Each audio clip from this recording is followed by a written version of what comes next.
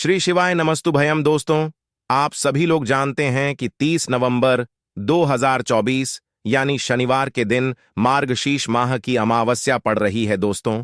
और यह वह शनिवार है जो मार्गशीर्ष माह महीने में पड़ने वाला सबसे बड़ी अमावस्या है, क्योंकि यह नवंबर महीने में पड़ रहा है और आप सभी लोग जानते हैं कि 30 नवंबर तक चलेगा।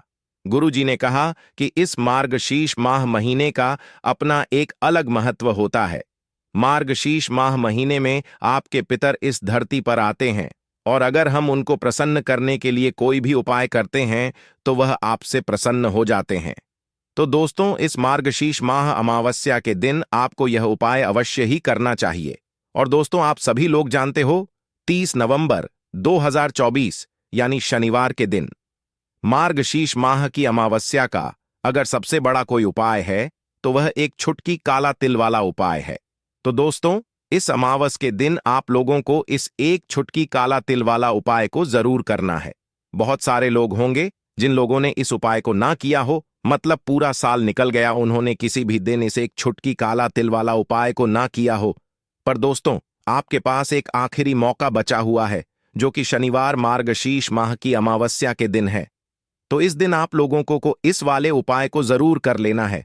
भले ही आपने पूरे साल भर इस उपाय को ना किया हो, पर अगर आपने इस श्राद्ध पक्ष महीने की अमावस्या के दिन अगर इस वाले उपाय को कर लिया तो आपको इस उपाय को करने का वह फल मिलेगा जिसकी आपने कभी कल्पना भी नहीं करी होगी।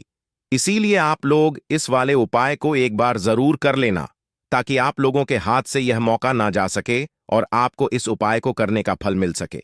दोस्तों, यह उपाय पंडित जी ने अपनी अभी की ही शिव महापुराण की कथा में बताया है, जिस उपाय को आज हम आपको बहुत अच्छे से समझाने वाले हैं।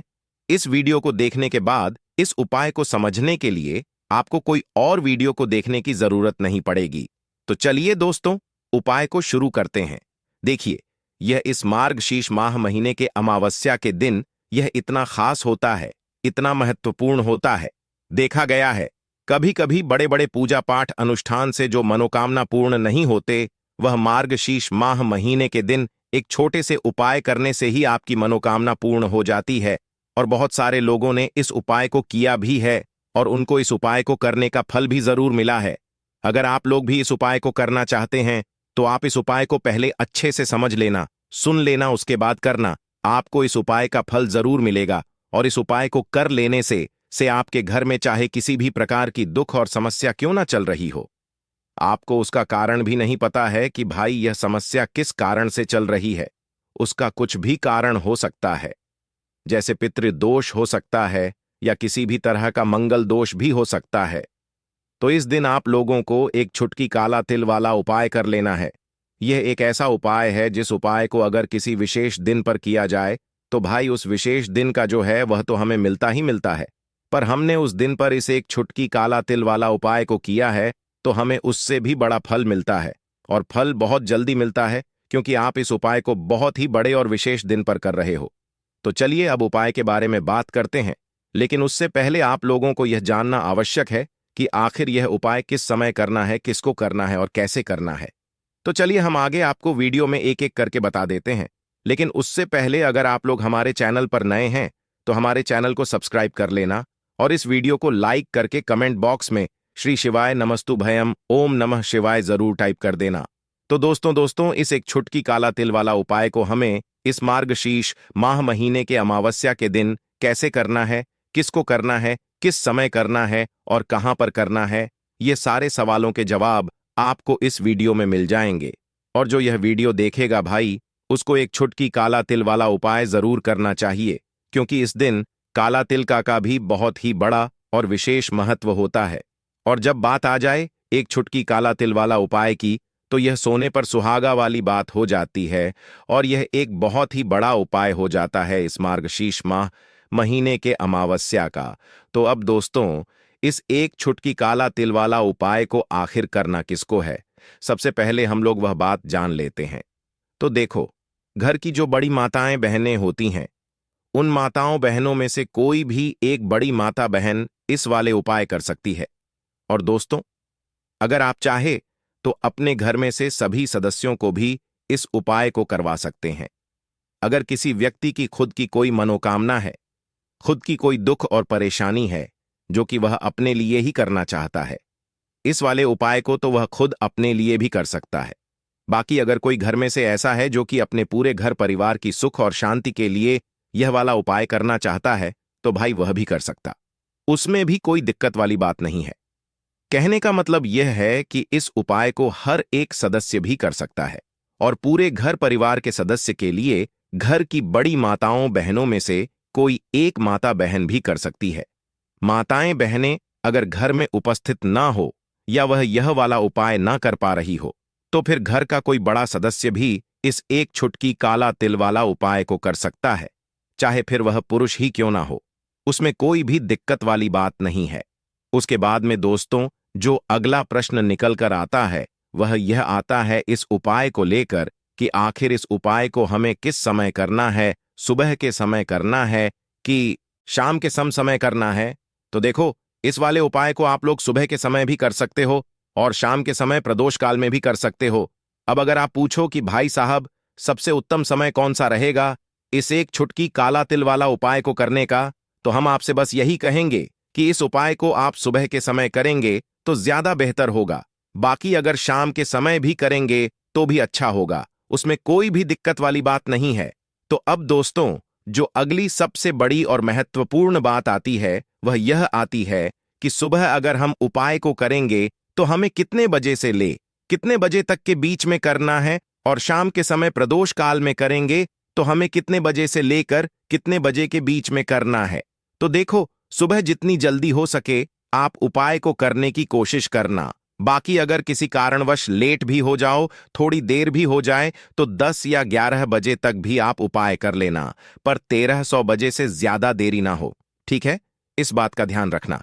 उसके बाद में दोस्तों अगर शाम के समय प्रदोष काल की बात करें, प्रदोष काल का जो समय है होता है वह शाम के 6 बजे से शुरू हो जाता है। मतलब शाम के 6 बजे से लेकर शाम के 6 बजे से रात के 8 बजे के बीच में आप कभी भी इस वाले उपाय को कर सकते हो, उसमें कोई भी दिक्कत वाली बात नहीं है। परंतु 30 नवंबर 2024 के दिन शनिवार के दिन मार्गशीर्ष माह की अमावस्या का के दिन कोशिश करना कि समय के अंतर्गत ही कर लो। किसी कारणवश ना कर पाओ तो थोड़ा देरी से भी कर सकते हो, आपको उपाय का फल जरूर मिलेगा। अब देखिए, बहुत सारे लोग हैं जिन्हें आइडिया भी नहीं होता है, जिन्हें थोड़ा सा भी अंदाजा नहीं होता है कि पी अगर हमारे हमसे नाराज हो जाए ना तो जीवन में दुख ऐसे आते हैं ना कि हर जगह से हर तरफ से जीवन में दुख आता है। व्यक्ति अपने जीवन में पैसे को लेकर भी परेशान है, उसके पास पैसा आता भी नहीं है, आता है तो उसका पैसा खर्च बहुत होता है ना। साथ ही साथ उस घर के बच्चों के अंदर आपको चिड़चिड़ा स्वभाव बहुत दिखेगा, घर में लड़ाई झगड़ा बहुत ज्यादा होगा, जहां कहीं ना कहीं थोड़ा सा भी पित्त दोष है। अब पे नाराज कैसे होते हैं? देखिए, बहुत बार बहुत सारी चीजें जाने अनजाने में हमसे ऐसी हो जाती हैं जिससे कि हमारे पितृ जो है यह हमसे नाराज हो जाते हैं। अब हमेशा आप ध्यान रखें कि कितने भी उपाय आप कर लें, कितनी भी पूजा पाठ कर लें, पितरों को प्रसन्न करना बहुत जरूरी होता है ना। पूजा पाठ भी बहुत जरूरी होती है। उसी तरह से हमेशा अपने पितरों को प्रसन्न करना चाहिए, क्योंकि अगर आपके पितृ प्रसन्न रहेंगे तो आपके जीवन में सब कुछ उत्तम होता है। तो चलिए बात कर लेते हैं कौन सा उपाय है और कैसे करना है। तो देखिए, आपको करना क्या है, आपको यहां पर एक छुटकी काला तिल लेना है। अब यह जो काला तिल होता है यह श्री हरि विष्णु से भी जुड़ा हुआ है, और काला तिल जो होता है यह हमारे पितरों से भी जुड़ा हुआ है। जितने भी उपाय हम अपने पितरों को प्रसन्न करने के लिए लेते हैं है ना, करते हैं, मतलब जितने भी उपाय उसमें तिल जरूर होता है। काला तिल सफेद तिल की बात नहीं कर रहे हैं, 2 तिल होते हैं ना, एक काला एक सफेद। तो एक छुटकी काला तिल लेना है और जिस जल से आप स्नान करते हैं उसमें एक छुटकी काला तिल आपको डालकर ही स्नान करना है। अमावस्या की तिथि, जिस दिन अमावस्या की तिथि है उस दिन, और साथ ही साथ आपको थोड़ा सा गंगा जल भी डालना है। देखिए, जब भी आप जैसे आप आपके घर के आसपास कहीं भी मान लीजिए पवित्र नदी नहीं है, गंगा माता नहीं है, तब आप क्या करेंगे? गंगा जल तो हर किसी के घर में होता है ना, थोड़ा सा ही आपको गंगा जल डालना है, एक छुटकी काला तेल डालना है और हर हर गंगे बोलकर आपको स्नान करना है। इतना उपाय आप कर लीजिए और फिर देखिए आपके जीवन में कैसे चमत्कार होता है। यहां पर आपके पितृ भी आपसे प्रसन्न होते हैं। श्री हरि विष्णु की कृपा आपको मिलती है और ऐसा समझ लीजिए कि रातों रात आप देखते हैं कि आपके जीवन में धन भी आना शुरू हो जाता है। जीवन के बड़े बड़े दुख और कष्ट भी आपके जीवन से भागने लगते हैं। इतना ज्यादा चमत्कार होता है। एक चुटकी तिल और गंगा जल अपने जल में मिलाकर जो व्यक्ति स्नान कर लेता है, उसके जीवन में वह रातों रात चमत्कार देखता है। तो जो लोग चाहते हैं ना कि जीवन से हर तरह का दुख दूर हो जाए, हर तरह की समस्या परेशानी कष्ट दूर हो जाए, उन्हें तो विशेषकर मार्गशीर्ष माह महीने की अमावस्या के दिन एक चुटकी तिल डालकर और गंगा जल डालकर स्नान जरूर करना चाहिए। करके देखिए, इस बार आप अमावस्या पर खुद अपने जीवन में बहुत बड़ा बदलाव और चमत्कार देखेंगे। पूरी सच्ची श्रद्धा से ही उपाय आपको करना है। तो देखिए, पहले उपाय की बात कर ली, अब बात कर लेते हैं 30 नवंबर मार्गशीर्ष माह महीने की अमावस्या के दिन किए जाने वाले दूसरे उपाय की। अच्छा, जो दूसरा उपाय आपको बताने जा रहे हैं, यह विशेषकर उन लोगों के लिए है जो लोग कहते हैं कि हमारे घर में क्लेश बहुत बहुत होता है, घर में गरीबी बहुत छाई रहती है, निर्धनता छाई रहती है ना? घर में बहुत ज्यादा पैसों की कमी रहती है, घर में बहुत ज्यादा फिजूल खर्ची होती है। तो जो लोग कहते हैं ना कि पैसा आता है खर्च हो जाता है, वह लोग अलग हैं। लेकिन कुछ लोग कहते हैं कि घर में पैसा ही नहीं आता है, खर्च कहां से होगा, पैसा ही नहीं आ रहा है ना? तो जिनके घर में बिल्कुल पैसा आना बंद हो गया है, उन्हें मार्गशीर्ष माह अमावस्या के दिन यह दूसरा उपाय करना है, क्योंकि अमावस्या की जो तिथि होती है, यह श्री हरि विष्णु को भी समर्पित होती है और हमारे पी को समर्पित होती है। अब श्री हरि विष्णु ही है जो हमें हमारे जीवन में अधिक से अधिक धन देने का काम करते हैं और श्री हरि विष्णु को प्रसन्न करना है। अगर आपको तो ऐसा समझ लीजिए कि हल्दी हो गई और तुलसी मैया हो गई, ये दो चीजें उनकी पूजा में जरूर से आपको करनी है। दूर से तो आपको करना क्या है, आपको यहां पर थोड़ी सी पिसी हुई हल्दी लेनी है, बहुत जरा सी पिसी हुई हल्दी, 1 से 2 चुटकी, इतनी ही हल्दी लेनी है और शुद्ध जल के अंदर आपको इस हल्दी को घोल लेना है अच्छे से। अब ये जो हल्दी वाला जल है, ठीक है ना, सबसे पहले आपको इसे कहां डालना है? तुलसी के पौधे में। आपके घर में तुलसी का पौधा लगा है, उसमें आप हल्दी वाला जल चढ़ाएं और फिर थोड़ा सा जल हल्दी वाला आप बचा लें और इस जल का छिड़काव अपने पूरे घर में कर दें। जितने भी कमरे हैं, आपके घर का मुख्य द्वार जो मेन दरवाजा है, वहां पर भी अंदर की तरफ और पूरे घर में हल्दी वाले जल का छिड़काव कर दें और हल्दी वाला जल ही तुलसी जी के पौधे में चढ़ा दें। अब देखिए, ऐसा समझ लीजिए कि जो व्यक्ति हल्दी वाला जल तुलसी जी के पौधे में चढ़ा देता है और उसके बाद अपने घर में इसका छिड़काव कर लेता है, उसे अपने जीवन में श्री हरि विष्णु से कुछ कहने की भी जरूरत नहीं पड़ती है। माता तुलसी और श्री हरि विष्णु माम लक्ष्मी ऐसी कृपा उसके ऊपर करते हैं कि वह व्यक्ति रातों रात धन में खेलने लगता है। मतलब उसके जीवन में बहुत तेजी के साथ पैसा आना शुरू हो जाता है, क्योंकि हल्दी आपके जीवन में सुख समृद्धि धन की वृद्धि इन चीजों को बढ़ाने का काम करती, आपके जीवन में किसी एक जगह से किसी एक तरफ से धन को नहीं खींचती है, हर जगह से हर तरफ से धन को खींचने का काम करती है, क्योंकि हल्दी जुड़ी हुई है आपके गुरु ग्रह से। आपके गुरु ग्रह को बहुत मजबूत कर देती है और जैसे ही आपकी कुंडली में गुरु मजबूत हुआ ना, आप धन में खेलते हैं। दूसरी चीज, श्री हरि विष्णु इतने प्रसन्न हो जाते हैं जब आप तुलसी जी के पौधे में हल्दी वाला जल डालते हैं कि आपकी सारी मनोकामना को वह पूरा कर देते हैं। इतना उत्तम उपाय है। मार्गशीर्ष माह अमावस्या के दिन का यह उपाय आपको विशेषक जरूर करना चाहिए। तो चलिए अब जल्दी से बात कर लेते हैं अपने तीसरे उपाय की। देखिए, हमने आपको पहले भी बताया कि अगर पितृ नाराज है ना, बहुत सारे लोगों को अंदाजा नहीं होता है कि हमारे पितृ हमसे नाराज हैं। पता कैसे लगाएंगे कि पितृ नाराज हैं? घर में लड़ाई झगड़ा हो रहा है, घर में क्लेश बहुत रहता है, घर में कोई ऐसा व्यक्ति है जिसका स्वभाव बहुत चिड़चिड़ा है, हर वक्त लड़ाई, हर टाइम कुछ ना कुछ बोलना है ना, या फिर आपके घर में बहुत ज्यादा समस्याएं आ रही हैं, संतान को लेकर आप परेशान हैं, है ना, बच्चे जो हैं वह पढ़ाई में दिमाग नहीं लगाते।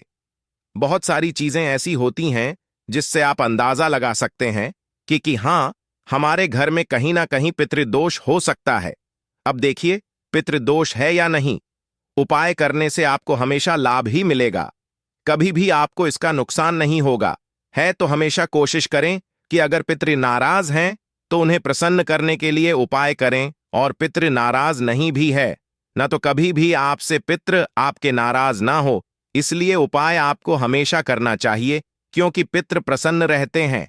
न तो घर में आपको अपने सब कुछ मिलता है, आपके घर में धन भी होता है, सुख भी होता है, समृद्धि भी होती है, बच्चों का स्वास्थ्य भी अच्छा होता है ना, सब लोगों को सफलता भी मिलती है जब पी आपके प्रसन्न होते हैं।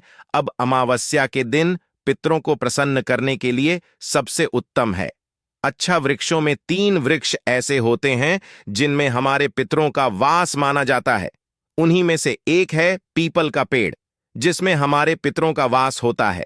आपको क्या करना है, एक लोटा में जल लेना है, 1 लोटा जल लेंगे, उसके अंदर थोड़े से चीनी के दाने डाल लेंगे या गुड़ डाल लेंगे, कोई भी चीज आप डाल लें। अब ये मीठा जल आपको लेकर जाना है पीपल के पेड़ के नीचे, और पीपल की जड़ में आपको यह मीठा जल चढ़ाना है। जो व्यक्ति 2 नवंबर मार्गशीर्ष माह महीने की अमावस्या के दिन सुबह के टाइम, ठीक है ना, सुबह के टाइम पर मीठा जल पीपल के पेड़ में अर्पित कर देता है, उसके पितृ कभी उससे नाराज नहीं होते हैं, और हमेशा वह व्यक्ति अपने जीवन में धन में खेलता है, धन उसके के घर में आता है, कभी भी उसके घर में कोई दुख नहीं आता, उसके जीवन में कष्टों के लिए कोई जगह नहीं बचती है। तो कोशिश करें कि मार्गशीर्ष माह अमावस्या के दिन अपने पितरों को प्रसन्न करने के लिए यह उपाय आप विशेष कर करें, क्योंकि जिनके साक्षात दर्शन हमें होते हैं वह एक सूर्य भगवान हो गए, चंद्रदेव हो गए हैं ना, और जितने भी वृक्ष होते हैं ना, इनके भी हमें साक्षात दर्शन होते हैं। तो विशेष करी उपाय आप 30 नवंबर शनिवार मार्गशीर्ष माह महीने की अमावस्या के दिन जरूर करें।